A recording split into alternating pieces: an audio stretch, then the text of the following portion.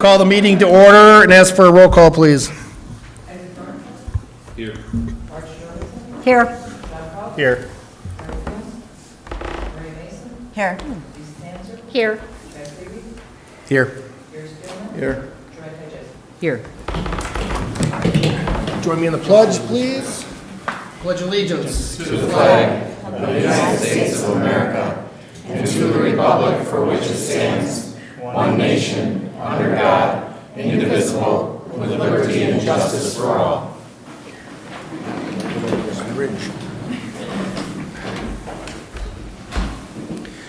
All right, we have minutes from the regular meeting October 24 and special meeting October 24. I move for approval of the regular meeting minutes from October 24th and the special meeting of October 24th. Second. A motion and a second then to approve the minutes for the regular meeting and special meeting on October 24th. All in favor, say aye. Aye. All those not, same sign. All right, thank you for those that are in attendance. Looks like a full house. Thank you for joining us online as well. Appreciate everybody's attendance. We do have one person that has signed up for public comment. I would ask that in recognition of the privacy rights of individuals and employees in the district, the Board of Education prohibits any public comment on individual employees or constituents of the district and on matters in which the employee or constituent may be identified or inferred from the comments. The Board of Education will generally not discuss or take action on non-agenda items brought by the public at the meeting. With that, I would ask Steve Rzuski, please step forward. And just again, repeat your name and what you're here to talk about, please. Steve Rzuski. Sorry, got it wrong. That's all right. I can give you this time. So the story of my life is to bring up some controversial things. That's kind of how I got to know people on the school board, I think. And so tonight may or may not be any different than that.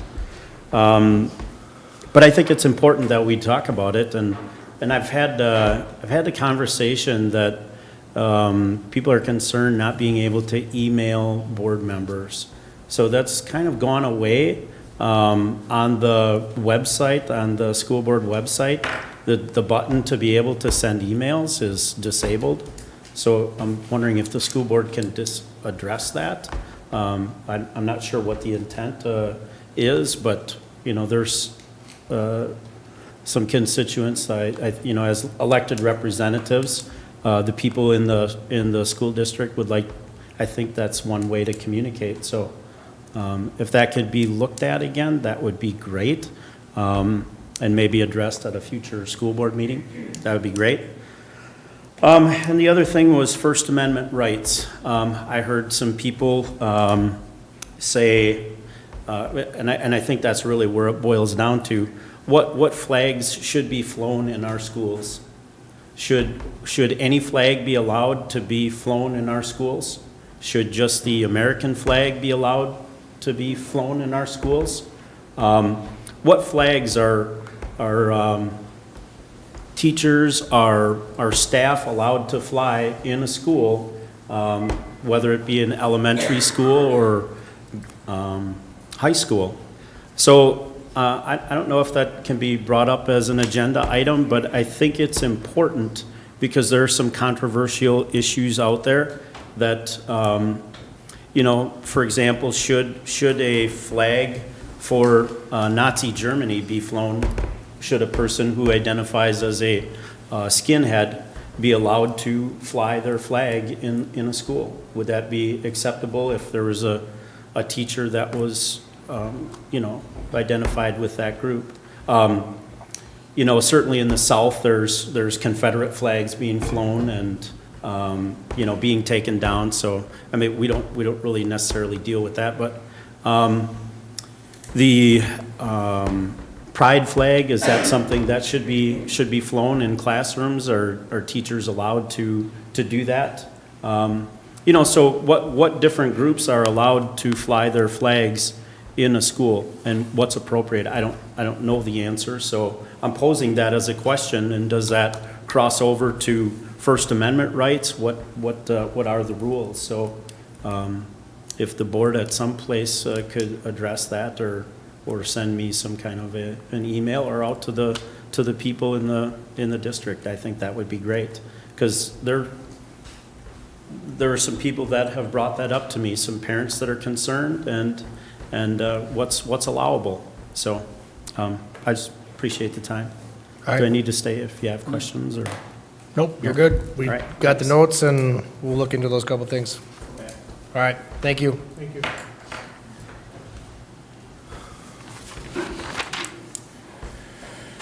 All right, move on to announcements. The board may recess into closed session per Wisconsin Statute 19.85, paren 1, paren C, considering employment, promotion, compensation, or performance evaluation data of any public employee over which the governmental body has jurisdiction or exercises responsibility, specifically to discuss specific employees, employee groups, and the superintendent's contract. The board will reconvene into open session for the possible transaction of business and adjournment. All right, thank you, John. Onto the agenda then, we have agenda for tonight, look for adoption. Also move. Second. A motion and a second then to approve the agenda for this evening. All in favor, say aye. Aye. All those not, same sign. All right, moves us down to reports by administration, starting out with 9.1, School of the Month. Prairie View Elementary. Welcome.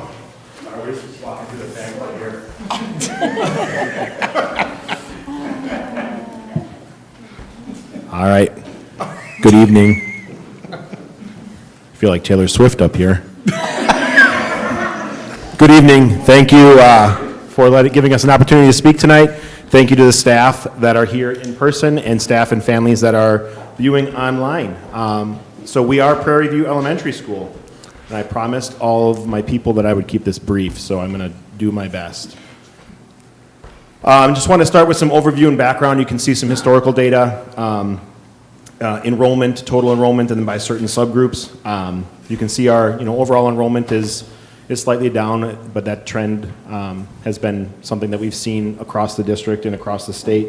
You can notice that we're maintaining some similar percentages for our subgroups. So we've stayed pretty consistent with the subgroups, just our overall enrollment has gone down. And this is K-5, not early childhood through 5th grade. Is this on?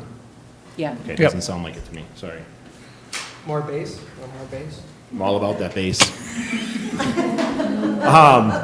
So we have 3 sections per grade level, 1st through 5th grade. We did have to cut down from 3 sections to 2 sections of kindergarten this year, given some enrollment considerations. We hope to see that enrollment continue to go up. We do offer early childhood and 4-year-old kindergarten, both AM and PM sessions. Our 4-year-old kindergarten is 2 sessions. Again, it's not a full day, it's AM and PM. So we have the same teacher that teaches both sessions, and early childhood is the same. 4K is 5 days a week, early childhood is 4 days a week. And then, as I'm sure a lot of you know, we do have a very diverse and inclusive student body that we are so excited to share our campus with. So I want to start out with some celebrations from last school year, since the last time we talked.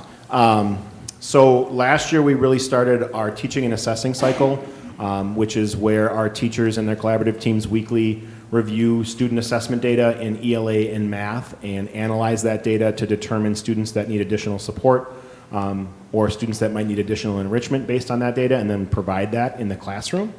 So last year we did that.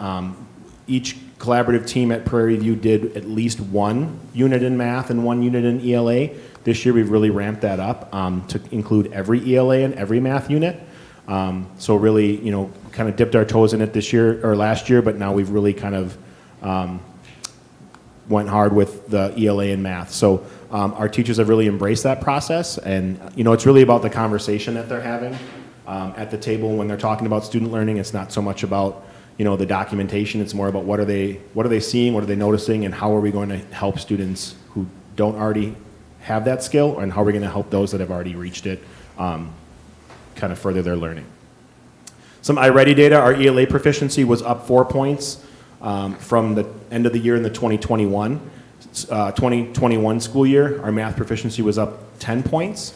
So we're really glad to see some of that increase, especially given kind of where our data had been trending the last couple years. Forward is some really exciting data to share. Our ELA proficiency is near kind of the pre-pandemic height, which has been amazing. Our staff have really welcomed our inter-reading curricular resource and have really done a lot of work with essential standards and learning targets. So you can see that directly reflected in the work and the results at Forward. We've had our highest math proficiency in over 6 years. So really since we started taking the Forward exam, our math proficiency was the highest it's ever been last school year. So we're really excited about the momentum we have. We know we still have areas to grow in, but we're really excited about the momentum. Our school report card, so we've gotten a chance to take a kind of preliminary look at it. Those are going to be released tomorrow, but we're looking at an overall score of at least 7.5 points from the previous school report card, which is again a testament to the amazing staff that we have and the families that we have supporting their students. Our achievement growth was over 1.5 points, which is great, but we really want to highlight our growth score. We saw a lot of growth in our students of over 15 points. And that growth score is just about a third of what factors into our overall report card score. So we really want to make sure that we're continuing to see growth in all of our students, not just the ones that need to grow more, but also the ones that have already mastered it, to see that they're still growing as well, and that all factors into that growth score. Our target group, so that's our group of students that represent the bottom 25% of performers on the Forward, that group grew 8.5 points. And then our on track to graduation, which is another component of that score, was the highest in over 10 years. Our third grade ELA proficiency was the highest in over 10 years. And that's really a testament to the amazing teaching that happened in third grade, but it really also is an amazing testament to the amazing learning that happened in early childhood, 4K, kindergarten, first and second, because that prepared our students to show and demonstrate proficiency in third grade. So we're really excited about a lot of the early literacy professional learning that we're engaging in to hope to continue that ELA proficiency growth. So just some updates on our school success plan. So we have an ELA, a math, and a school connectedness goal. So we'll just talk briefly about each one. By the end of the year in ELA, we're focusing on the key ideas and details in craft and structure, essential standards. So if you're familiar with the Wisconsin state standards in ELA, there's 10 of them in literature and 10 of them in informational. These domains represent standards 1 through 6 in each one. And each grade level has essential standards. They might have 3 in that span, they might have 4, they might have 2, but we're really focusing on those essential standards based on some of the data that we saw coming out of Forward in the iReady last year. So our goal is to have 80% of all of our students proficient in those essential standards by the end of the school year as measured by iReady. And our subgroup, we're looking at the bottom 25%. So we looked at all of our students, K through, actually it would be 1st through 5th, that were in the bottom 25%, either in iReady in the fall or the Forward from last year, and that's our subgroup. It comes out to be about 82 students. So our goal is to have them improve their overall placement in the comprehension domains within iReady. And so focusing on those comprehension domains, because again, that's where the key ideas and details in craft and structure standards are reflected on the iReady. They don't break it down as easily as Forward does in those domains, but it's reflected in the comprehension domain. What are some things that we've done to help that? Talked about that first one, a process for our collaborative teams to look at data and determine what next steps would be to help and support student learning. Workshop model is something that we're still growing in, but that's our time in the ELA block and the math block to support students in a tier 2 capacity, so students that need extra support in those essential standards or students that might need enrichment. We're continuing to provide PD to staff in instructional best practices, and we're using some common formative assessments, again, to determine how students are successful with our different standards. So teachers aren't just giving whatever standard, they're coming together each week, they're meeting, they're talking about here's the assessment we're going to give to assess this essential standard. And we look at the resources that we have, but we also look at additional resources that we might use in order to gauge student assessment and student learning. An update on where we're at. So as of November 1st, we were at 52% proficient. On the fall iReady, we were at 21%. I will add the caveat to that is in the fall we used iReady in September, when we do monthly progress monitoring checks, we're using our like classroom formative assessments. So this data right here isn't exactly the same assessment, but we give that monthly assessment to our students, and we hope to see that 52% continue to grow as we move forward. For math, we're focused on the operations and algebraic thinking domain. It's a very similar goal that 80% of our students will be early on or mid and above grade level in that strand on iReady, and essentially that's proficient. Those are the way iReady determines proficiency. So we really want 80% of our students being proficient in that domain, which is a 5% increase from last spring. And then our subgroup is the same. It's the bottom 25%, and that they will improve their placement in that domain. A lot of similar action steps that we've utilized kind of with ELA also align with math, teaching and assessing cycle, workshop model of instruction, common formative assessments. So those are some things that we're seeing across our content areas, which is really important to continue to see our student growth and target student learning. Where are we as of November 1st? Math proficiency is at 13% proficient. Fall iReady, we're at 32%. I will caveat, again, these are two different assessments. We can't give iReady every month, so our teachers have created a grade level assessment that just measures the operations and algebraic thinking standards. And the reason it's at 13% is because most of our students haven't learned those standards yet. We're giving them the third graders are getting the third grade standards, and they have to master those by the end of the school year. We're only in November right now. So that's why that 13% might look low, because they haven't learned it yet. Whereas when they take it in the fall, they're pretty much being assessed on last year's standards, if that makes sense. So obviously we hope that iReady, the fall, we will see the fall or the winter iReady percentage increase, but we're really looking month to month at that OA assessment that teachers are giving. Now I'll turn it over to Mrs. Dwyer to talk about connectedness.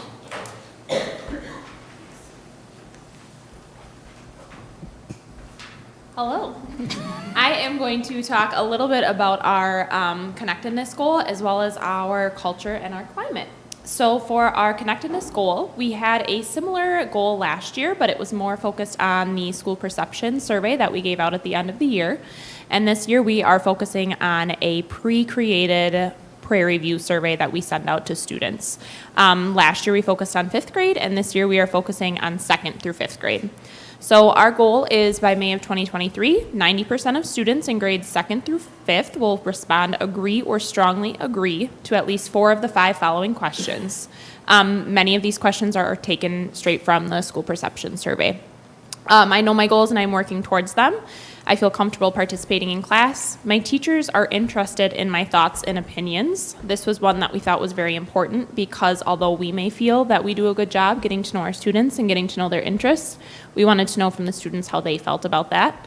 My classmates care about me, and this was a question last year that was always rated the lowest with our 5th graders, so we wanted to include that. And then I feel I belong at this school. And as I said, this will be measured by our connectedness survey. So we gave this survey at the end of September and at the end of October. So as of November 1st, we are at 86%. We did start the school with being 80% or above, and when it came back in September that it was at 85, we increased it to 90% of students. So our greatest area of need right now are my classmates care about me, and as I said before, this was an area we continued to need to focus on last year. And our greatest area of success right now is I feel comfortable participating in class.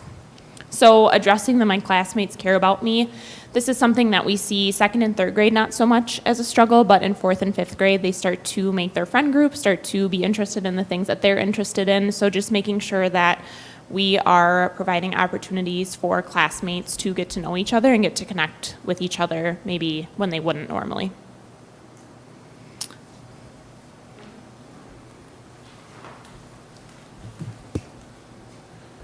So we'll shift now from the data to just talking about how our staff is engaged and how they're engaging in professional learning, and a little bit about our culture at Prairie View. So just a couple of quick things. Listed there are core principles that we live by and we teach and every day when we walk through those doors, making sure all students can learn, and they can learn because of what we do, right?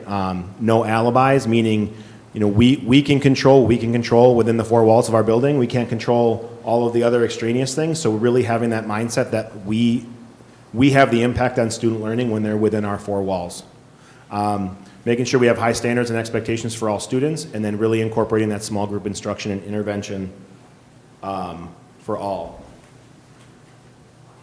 And then we talked a little bit about response to intervention already with the Tier 2 and Tier 3, that teaching and assessing cycle. We've done a lot of work on that in the past. We're really focusing on that Tier 2 and Tier 3, though, this year as academic, and we're also bringing in our social emotional learning as well. So a little bit about some staff commitment and professional development. These are some pictures from some various professional learning opportunities during in-service. Some of these, you can see some of them that are not the colored carpet on the bottom right.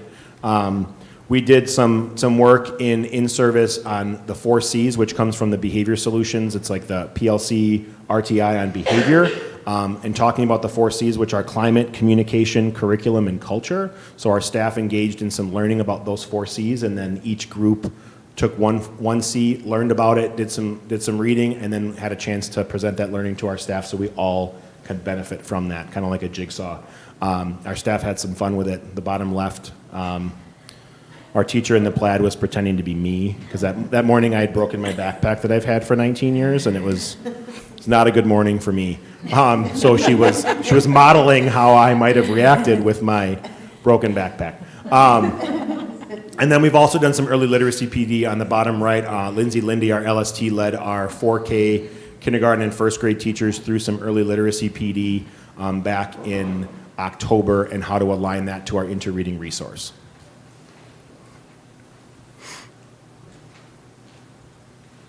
So as you can see, we have some other pictures on here. So we have that first picture up in the left-hand corner. We did a Unity chain. So for Unity Day in October, our school guidance counselor went into each classroom and just discussed the act of being kind. And each student wrote on a piece of orange, and that is because it's the color for Unity Day. And they wrote the way that they would show kindness, and then we connected them all, so it's all on the back of our lunchroom where all of our students eat. And then to the right of that is actually our Unity tree, where students filled out ways that they can show kindness. So we just build on it each year. Underneath that, we have the character trait of the month. So we are focusing on a different trait for each month with a definition. And then our very important Panthers, or our VIPs for the month, are nominated because of that character trait. So it's something that we're reinforcing. And then we have our kids in the kitchen. So we were lucky enough to have a group of students the night before our coffee chat make some delicious apple bread pie. I don't know what you would call it, but they were very excited to present that to the board. It's something that our students really enjoy doing. So we're grateful that we have that opportunity for the kids in the kitchen to come into our school. And I am going to turn it over now to Miss Merkel. She is our English language teacher, and she has done some amazing things with our students. We are lucky enough to have her at Prairie View almost full time. And she and Mrs. Corzini over here have taken on the opportunity to create a Spanish club at Prairie View this year.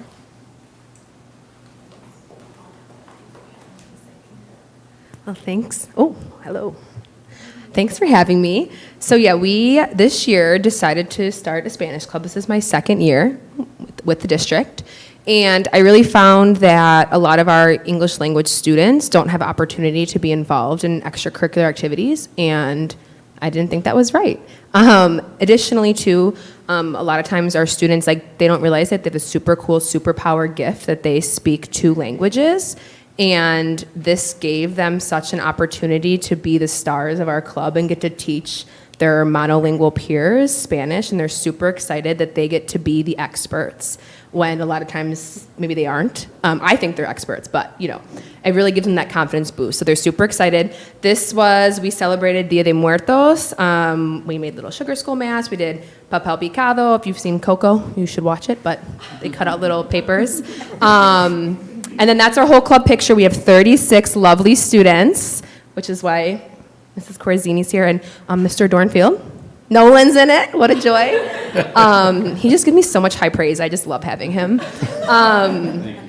Yeah, so we wanted to have students come to speak about Spanish Club, but just given the nature of like a lot of our students who maybe don't have access to transportation, I learned how to make a video on Canva. So I made a video. I'm turning everything into a video now. And this is why I video recorded some of our students saying why they are excited to be in Spanish Club or why they, wanted to join. So we'll let the students carry this away.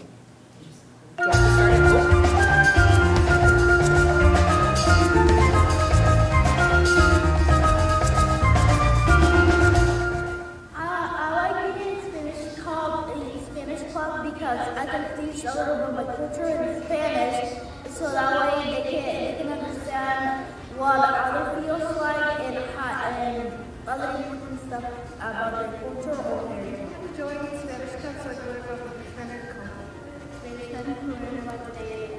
I want to be in Spanish Club because so I can read Spanish in Spanish Club because I like celebrating the workplace and my family speaks Spanish. I'm in Spanish Club because I want to learn Spanish. I am excited for Spanish Club because I really want to learn Spanish and one reason I want to be in Spanish Club is because I want to help other kids learn Spanish and learn what other countries do there. So yeah, we've had, three meetings? Three meetings. We meet every other Tuesday, and the kids are always telling me exactly how many days are until Spanish Club. So we're super excited, and at Prairie View, you should all come. We have a diversity and culture night on Wednesday from 5:30 to 7:30, and Spanish Club will be doing papel picado. So if you watch Coco, then you can come make your own.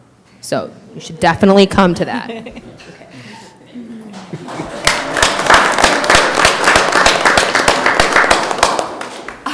We also, besides our Spanish Club, so we have Spanish Club on Tuesday mornings, and we did this so that our students that speak Spanish were able to join Spanish Club.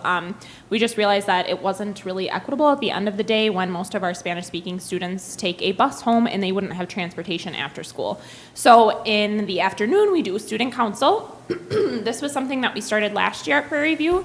And last year we had 3rd, 4th, and 5th grade, and this year we decided to make it 4th and 5th grade. So we have 22 students, and they needed to apply and write a statement of how they show leadership. They needed a teacher recommendation, and then they needed to agree to a set of commitments that they will show each and every day at Prairie View. So these are our kiddos in student council, and we had only one meeting so far this year. And their first order of business is going to be our food drive. So they will be doing announcements, they will be picking up the food drive, delivering, going around each day, kind of promoting it, and then they are going to start working on other things for the year. But they are really our leadership group in Prairie View.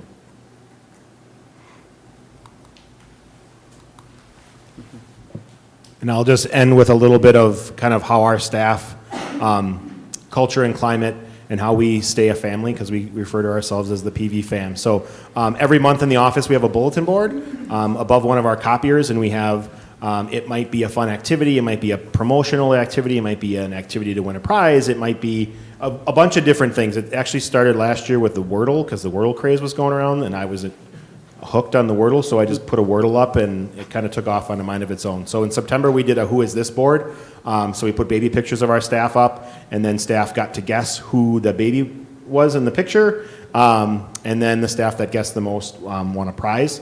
In October, we did a positive pumpkin patch, so our staff could receive pumpkins to write a positive note to another staff member, and we posted that for everyone to see. And then you can see our M&Ms there, our staff Halloween costume. We were all M&Ms this year. The kids always love seeing what the staff is going to be in as a group costume, and Mrs. Billy is here and always organizes that. So kudos to Mrs. Billy for having the creative genes that I clearly do not possess. That's why I never taught kindergarten. And so that's just a little bit about Prairie View. It wasn't a little bit, it was more than 10 minutes, which apparently I didn't practice well enough in the mirror. So thank you.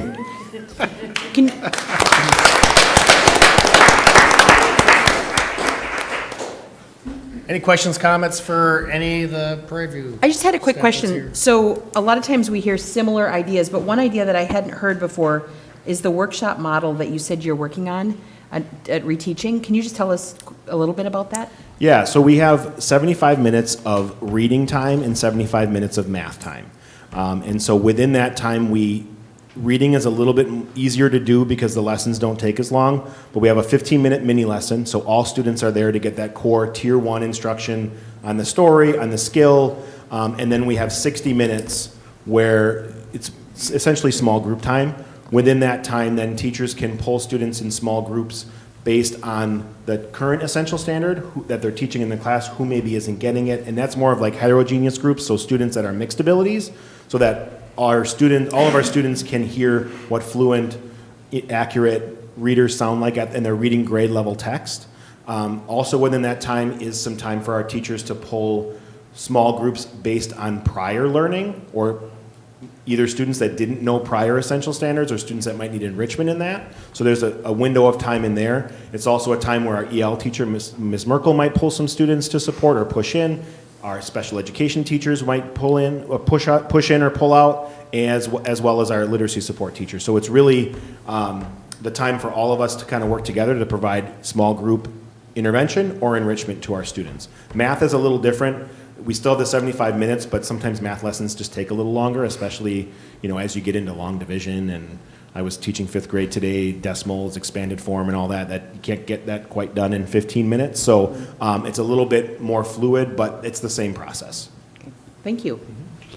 I just wanted to comment on the picture that you had of the staff meeting, and I appreciate those who could sit on the floor and be able to get up. And At the elementary level, we're used to sitting wherever yeah, we right, can. right. And for everybody at Prairie View, gracias. Yeah. Yeah, and I'll tell you what, as a proud parent of a Prairie View Panther, say that 5 times fast. I just want to say, thanks to everybody at the school. I think y'all do an absolute wonderful job. I guess you kind of mentioned about kind of how our 3rd grade students are sitting pretty well, and you mentioned our kindergarten through 2nd grade teachers. Miss Billy as a kindergarten teacher, Miss Poor as a 1st grade teacher, Miss Buckta as a 2nd grade teacher. Those are teachers that my son has had, and I've been just impressed as you can be. Very, very grateful for the wonderful work that those teachers do.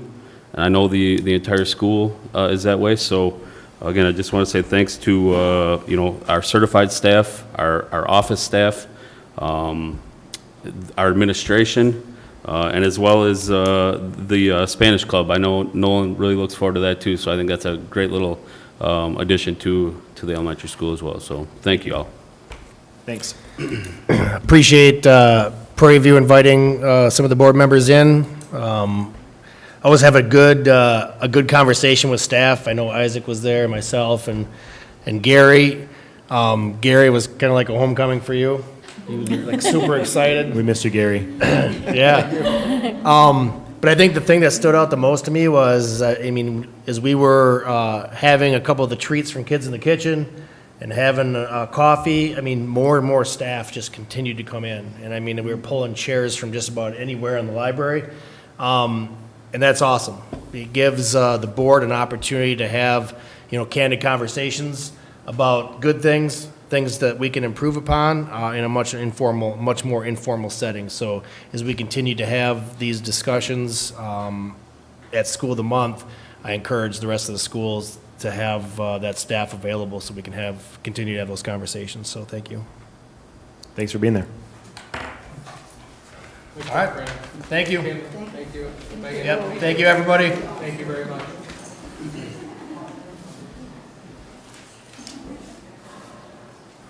Mr. Gerber, you are up.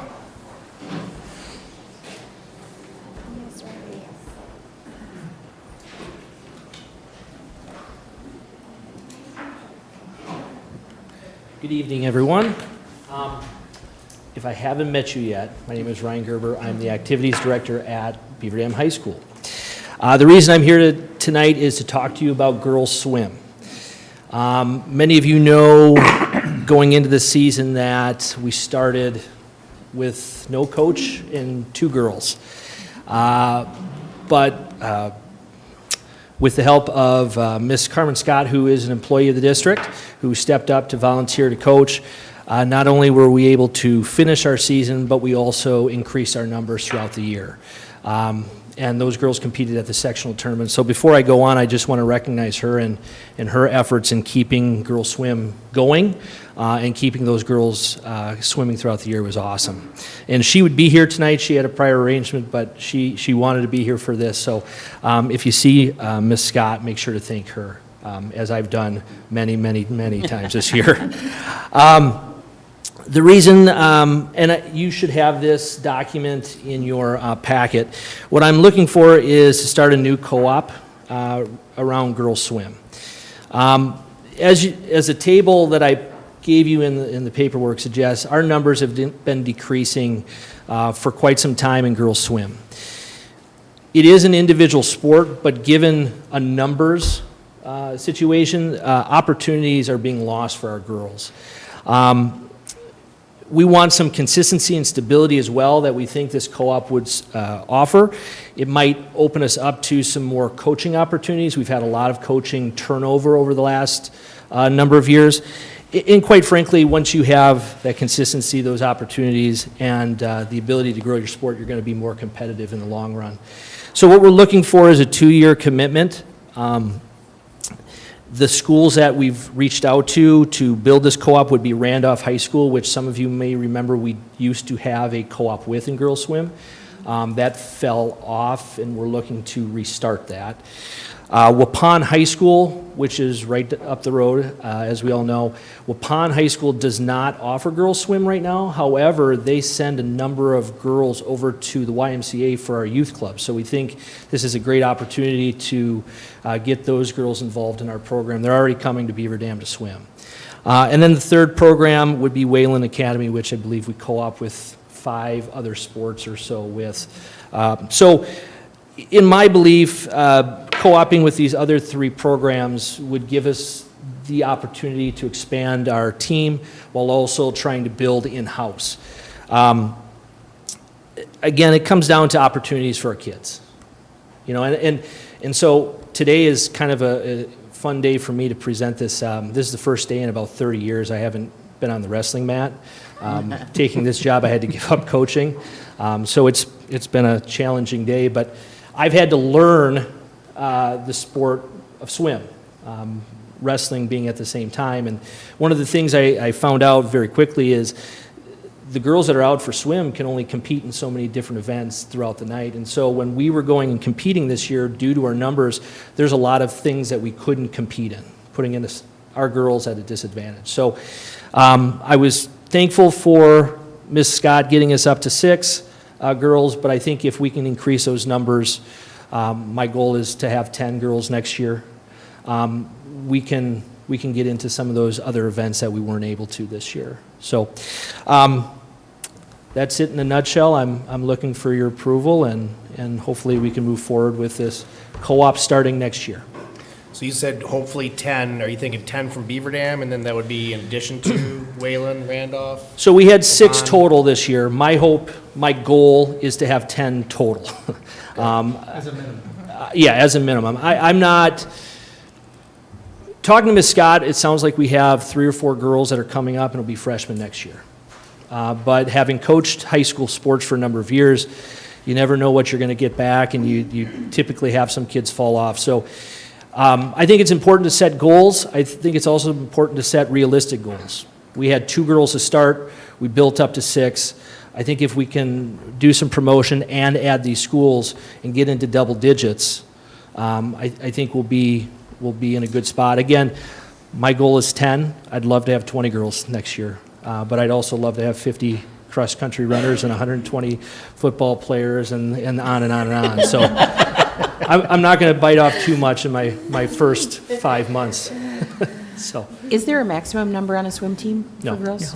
No. And not that I know of, and frankly, we do have some sports that get into cuts, and I'm all about opportunities, and in finding ways to get our athletes competing. So again, I would love to have the problem of going to the YMCA and saying, look, we need all these lanes because we got so many girls out for swimming. I think that'd be an awesome opportunity.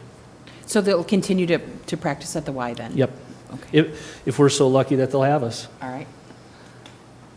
So Ryan, I'm a swim parent. Oh, perfect. My son started swimming today Yep. with Wayland in the boys' co-op.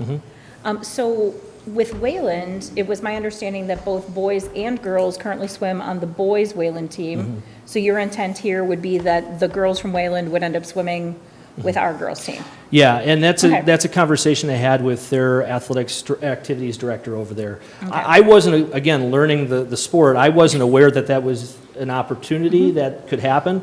I'm a graduate of DeForest. Swim was pretty big in DeForest, so you understood this is boys and girls swim. And even in Fort Atkinson, where I was a teacher, that is a big deal. So again, this was a completely brand-new concept of the girls swimming with the boys. So Mr. Schultz had said, yeah, we'd like to do this and then have those girls come over and compete with our girls in the Okay. fall. Do we have a coach for this co-op team? If it's approved? I have some things in the works. Okay.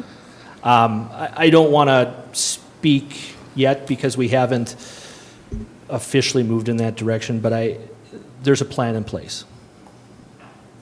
And I think I'm very excited about the plan that's in place. Other questions? Yeah, what is the swim season? I mean, and what other sports does it compete against then? For girls, it would be cross country Okay. and tennis and girls golf. In volleyball. Volleyball had about 40 girls out.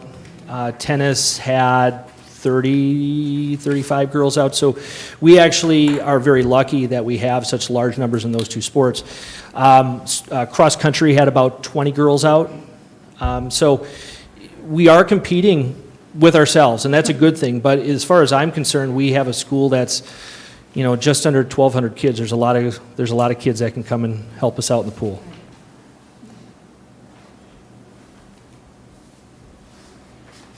Other questions? Thank you for your time. I make a motion that we approve the co-op as presented. I'll second it. All right, we have a motion and a second then to approve the co-op as presented. All in favor, say aye. Aye. All those not, same sign. All right, you got it. Thank you very much.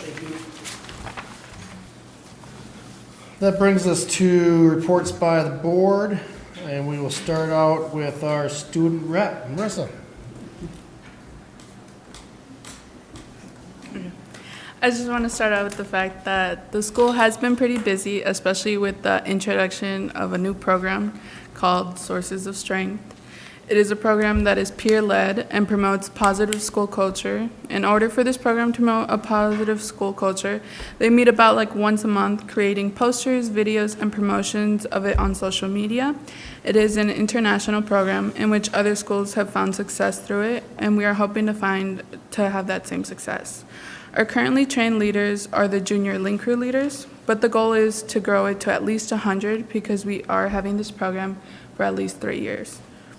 Some other events that have occurred were Veterans Day at the high school, which was hosted by NHS, which I heard went really well, so well in fact that some veterans came half an hour early and they weren't ready because they were so excited. Within that time, some NHS members got the opportunity to listen to them and their experiences in their service. It was said to be a beautiful ceremony, as each veteran stood up for the branches that they served in, which also leads me to the musical. I don't know if any of you got the chance to go and watch it. I unfortunately wasn't able to, but I heard that it was an amazing production in which their hard work really showed in their amazing performance. It was also I would also like to mention that we did have 10 BDHS students serve as poll workers for the election last week, and the city clerk of Beaver Dam acknowledged these students for their work and received numerous compliments. This week's events lead me to the food drive, which will be all week, and the student council, like to encourage a bigger turnout, we are providing prizes, like for the, we are providing prizes, and for the winning homeroom, they will win free breakfast. That's all. All right, questions? I'd just like to say congratulations on putting together that Veterans Day thing. That was very nice, and I'm sure that they appreciated it. And it's a good thing that we continue to recognize our veterans. Could you just talk a little bit more about that new? Oh, the this new? program? Yeah.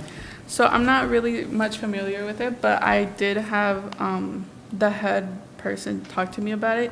It is a program where where they are trying to prevent like it's suicide prevention, and like I could pass this around if you guys would like to know more about it. Thank you. Okay, great. Other questions? All right. Thank you, Marissa. Board election, April 2023. There are 3 seats up for election on April 4th, 2023. The current incumbents are Maria, Lisa, and Joanne. And if any of the incumbents do not intend to run for re-election, they need to file non-candidacy papers by 5:00 p.m. on December 23rd. Incumbents and any members of the public seeking election need to file candidacy papers by 5 p.m. on January 3rd. All right. Thank you, Marge. And that takes us to operations and teaching and learning, which I believe did not meet. Operations did not meet because we had met in October prior to the school board, and we will not be meeting in November or December because of board workshops. So our next operations meeting is scheduled for January 23rd. Lisa? We have the same situation on teaching and learning, and we are also scheduled for January 23rd. All right. So that takes us to an opportunity for the board to share any engagement opportunities they were involved with since the last time we got together. I'll start out. I mean, I just said that obviously Isaac and Gary and myself were at Prairie View, and we kind of talked about that already, but I'm really encouraged always to be able to get out in the classroom and see all the things that we talk about in practice, and I've always been really impressed, so. Yeah, I agree. I'll like Chad says, that School of the Month was great. The apple bread that those kids made was good too. I enjoyed that. You know, as we kind of made our way through the school, you know, we walked into a collaboration meeting between some of the teachers sitting there, and I thought that was really impressive, and it just goes to show kind of how well these, you know, these teachers work together and, you know, really come up with a plan for our students. So I thought that was great. I want to thank Two administrators, 3 board members walk in, and they didn't even stop. Yeah. They were like solid on cue, so that was awesome. Yeah, it was very cool. I want to thank Taher for the invitation to a nice little hot lunch the other day. They had some spaghetti with meat sauce, pretty good garlic bread, and some Oreos, so that was good. And then the staff advisory team, I was on that the other day. Continue to be impressed with that group as well. Lots of good ideas are coming out, and so yeah, that was my involvement.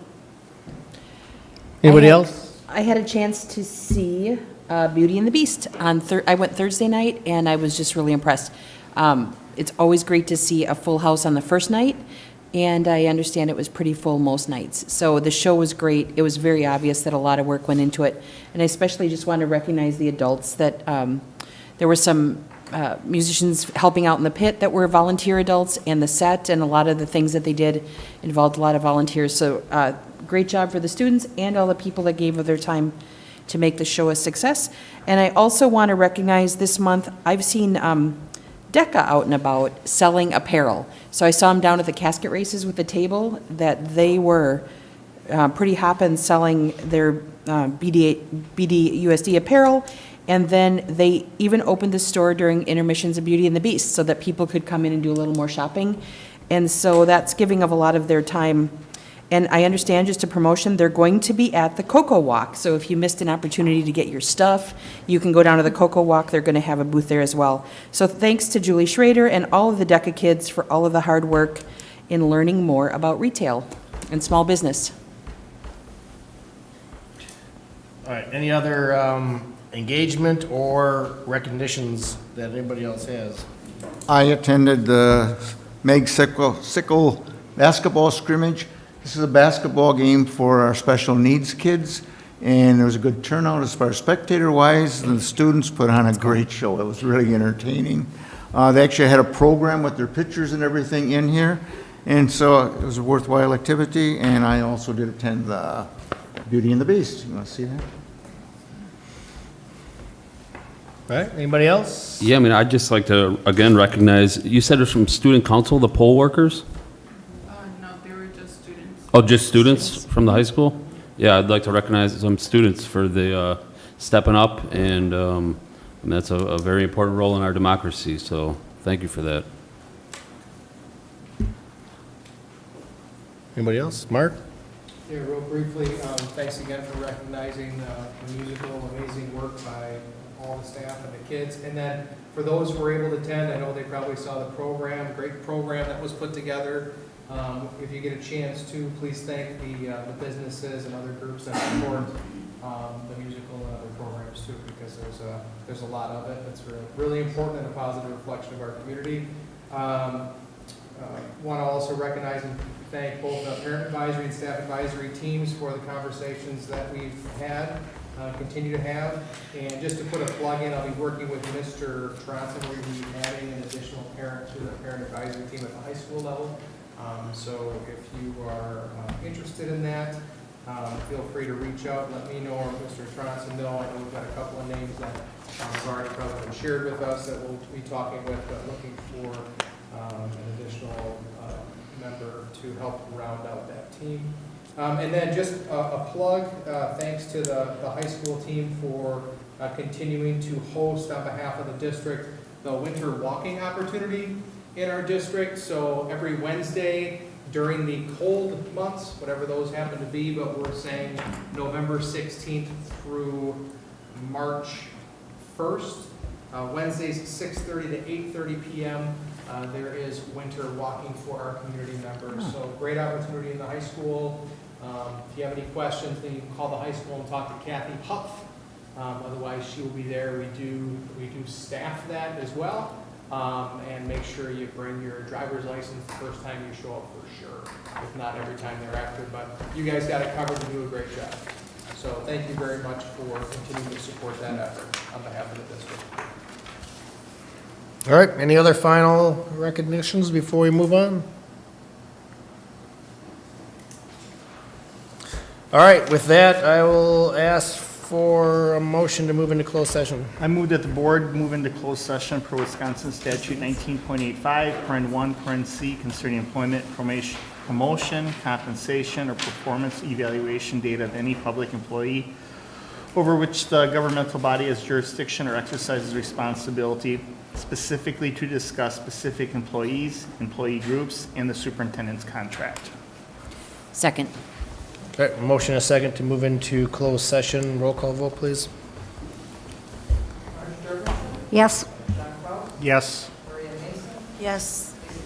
Yes. Yes. Here, yes. Yes. Yes. All right, we'll be back. Thank you. See you next month.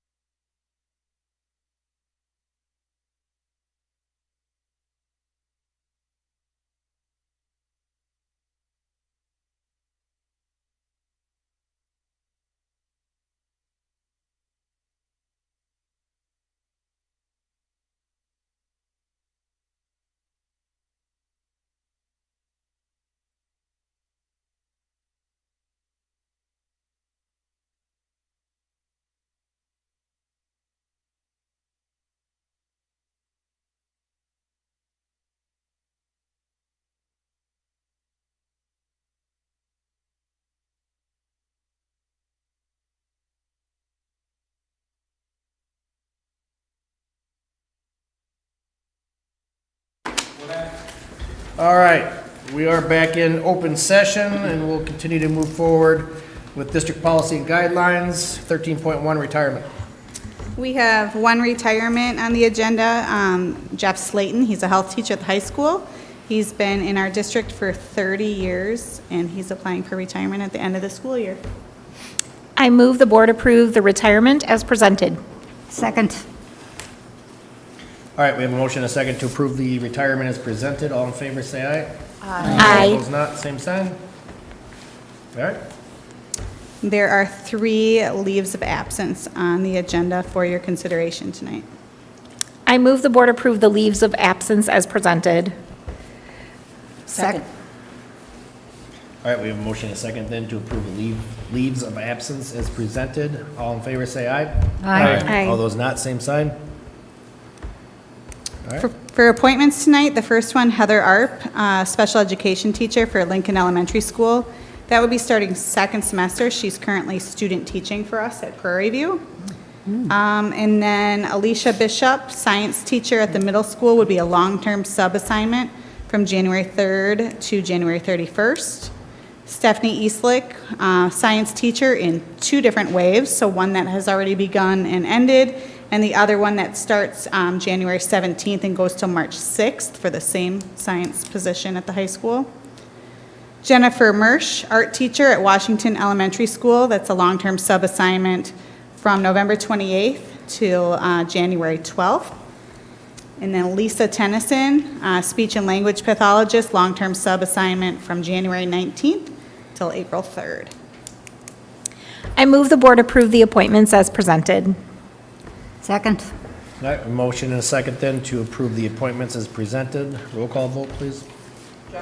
Yes. Yes. Yes. Yes. Yes. Yes. Yes. Yes. Thank you. All right, thank you.